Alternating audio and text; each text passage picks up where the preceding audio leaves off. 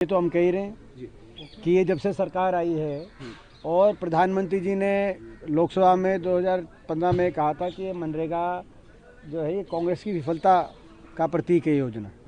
ये प्रधानमंत्री जी की सोच थी इस स्कीम के बारे में, और तभी से मनरेगा की स्कीम को योजनाबद्ध तरीके से उसमें कटौती की गई, बजट की उस स्कीम को कमज़ोर किया गया। जैसे मैंने कहा कि हरियाणा के अंदर एक हमने जब प्रश्न पूछा लोकसभा में वरुण जी ने कि कितने मजदूरों ने रोज़गार मांगा और कितनों को मिला, तो हरियाणा में 8 लाख मजदूरों ने 100 दिन का काम मांगा, पंजीकृत हुए मनरेगा के मजदूर, जिनमें से मात्र 2100 मजदूरों को 2024 के अंदर कार्य मिला है। यानी कि हरियाणा के अंदर ये स्कीम आप समझ सकते हैं, पहले ही स्कीम को कितना बड़ा इन्होंने इसमें कटौती करने का कार्य किया। बजट लगातार कम हो रहा था और अब तो केंद्र सरकार ने अपना हाथ और पीछे खींच लिया, नाम भी बदल दिया और उस स्कीम में से अपने बजट में हाथ और पीछे खींच लिया। तो ये जो समाप्त करने की मनरेगा की जो इनकी साजिश है, इस साजिश के खिलाफ हम लड़ेंगे।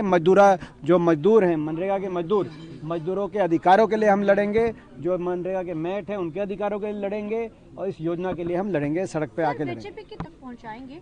विपक्षी सभी पार्टियां सिर्फ भ्रम फैला रही, चाहे वो पंजाब मैं एक ही सवाल पूछना चाहता हूँ, जो लोकसभा में हमें जवाब मिला इस सत्र में, संसद के सत्र में, हमारे अंबाला सांसद वरुण जी के प्रश्न के उत्तर में कि 8 लाख मजदूरों ने 100 दिन का काम मांगा हरियाणा में और उनमें से मात्र 2100 मजदूरों को 100 दिन का काम मिला।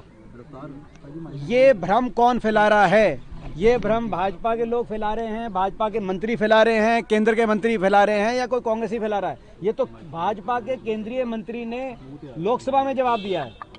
तो ये तो सत्य के आधार पर लड़ाई है और भाजपा का तो नाम ही है बहुत झूठी पार्टी।